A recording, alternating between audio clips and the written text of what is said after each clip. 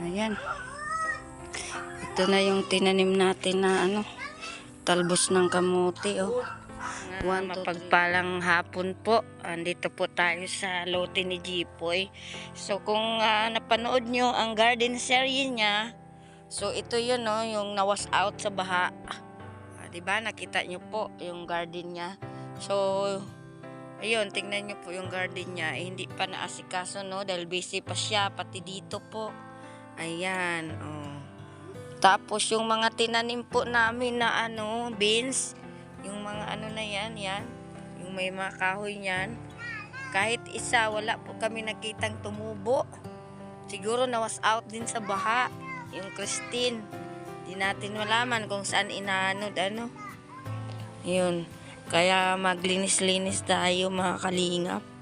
Tapos kung naalala nyo po yung vlog ko, yung tinanim ko yung ginamit namin na kangkong ni Elsa doon sa karne, ito na po siya ngayon ang kangkong ko.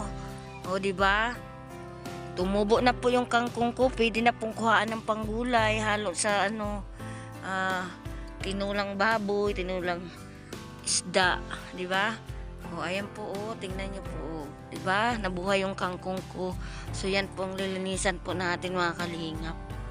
So kukuha po tayo dyan para itanim din uli. Dyan na lang din uli tayo kukuha para itanim.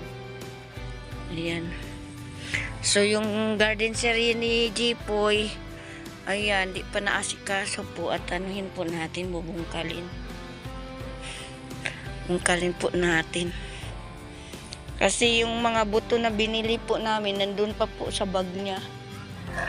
Nandun sa bag, nakatago yung yung mga buto.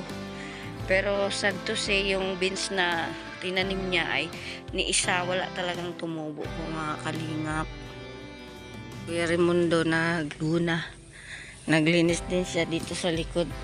Kasi maulan ba, marami na rin tumutubo na damo. Ayan o. Ayan. So unti-unti pong nilinisan, no. Kasi pag pabayaan, magiging na naman yan, madamo, libon. Sa Bisaya, malibon. So yun.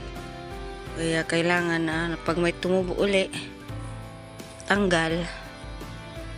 Ili-ili. Shoot out.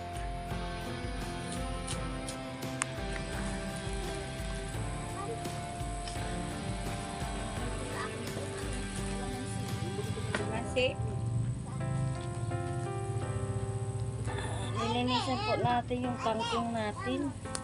Yung tinanim natin na kangkong mga kalingap.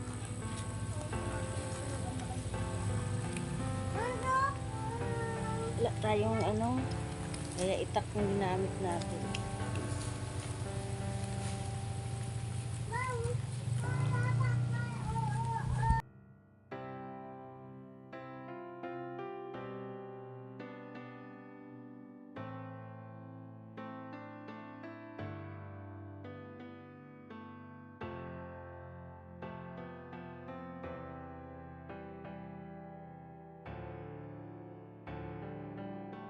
Po mga kalingap, no, yung dati kong tinanim ito, tapos kumuha na naman ako ng salingsing niya, yung bagong tubo, tinanim ko na naman ito, 1, 2, 3, 4, 5, so 6. So ito mga bagong tanim naman to na kangkong. So doon lang tayo kukuha, di muna natin gulayan yung bagong tubo, kunin natin tapos itanim para makompleto siya hanggang doon, yung doong kangkong, para sa sunod marami na pong kangkong pwede na nating kuhaan ng panggulay mga kalingap. Ayun, ay medyo marami-rami na.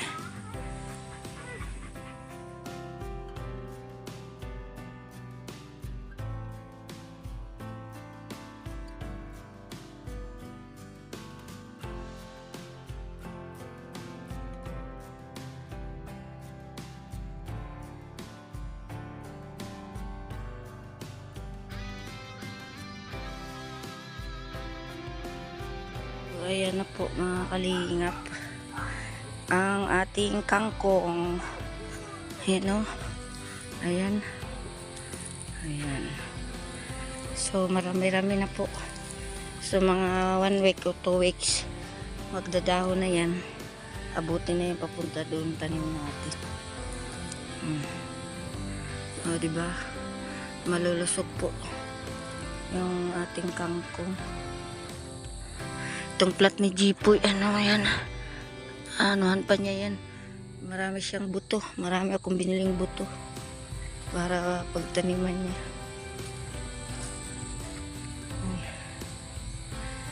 Ang lawak ng farm ni Kuya Raimundo, ano? Yung garden series nila ni JP, ang lawak. Marami ito mataniman, mga kalingap. Ito, umpisa pa lang ito, ang kangkong. Para hindi na tayo makabili sa palengke. Kahit pa paano nakasave, no? Si Ilele, oh. Laki ng farm. Tanim po tayo ng talbos ng kamuti. Tanim natin dito na part. Ayan. Talbos. Dami na pananim. May talbos pa.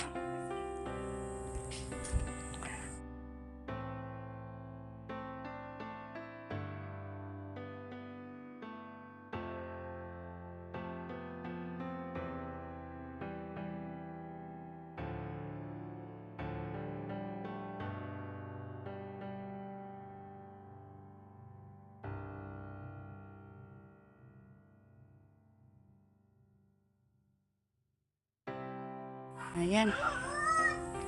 Ito na yung tinanim natin na ano, talbos ng kamuti, oh.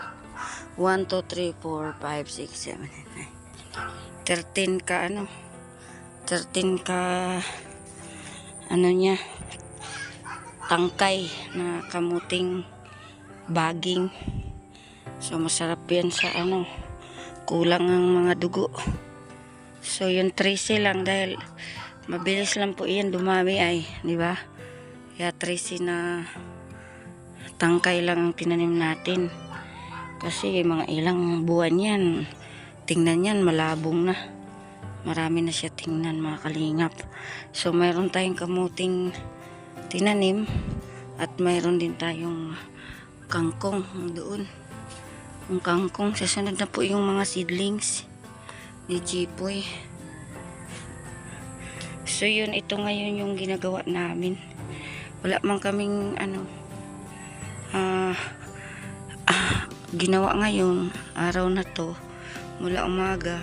So pagkabandang hapon, ito po yung ginawa namin, nagtatanim, naglilinis. Yan si Kuya Raimundo. Tsaka yung mga bata, si Elsa, si Ili at yung kapatid niyang girl. Ayan. So natapos na rin natin pag tanim ng talbos ng kamote, mga kalingap. Ang update natin ngayong araw na to, mga kalingap. So sana'y paunoorin nyo po ang aming garden series po ni JP. Ito po yung garden series namin ni JP Alivio Vlog. So ayan, mapagpalang araw, magandang gabi, magandang umaga, magandang tanghali po sa inyong lahat.